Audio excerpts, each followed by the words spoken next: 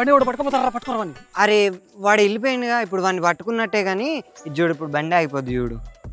అగో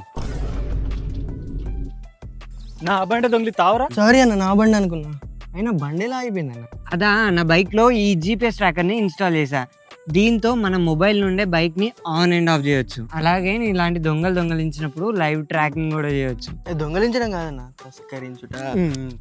వాడిని వదిలేండి, కానీ దీనిలో మనకి సేఫ్ పార్కింగ్ ఫీచర్ కూడా ఉంది. మన బైక్ పార్క్ చేసిన ప్లేస్ నుండి కదిలినా టో చేసినా మనకి ఆటోమేటిక్ గా కాల్ అలర్ట్ వస్తుంది. ఇంకొక బెస్ట్ ఫీచర్ ఏంటో చెప్పాలా, ఇందులో మనకి జియో ఫెన్స్ అలర్ట్ కూడా ఉంటుంది. మనం సెలెక్ట్ చేసిన లొకేషన్ దాటి మన బైక్ పోతే ఎమ్మటే అలర్ట్ కూడా వస్తుంది.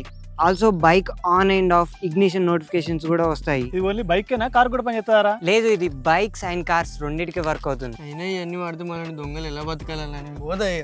ఎక్కడికి రా నువ్వు పోయేది? మరి ఇప్పుడే మీ బైక్స్ అండ్ కార్స్ సేఫ్ గా ఉండాలంటే ఈ ట్రాకర్ ని ఇప్పుడే ఇన్స్టాల్ చేసుకోండి. దీని లింక్ అది బయోలో ఉంది.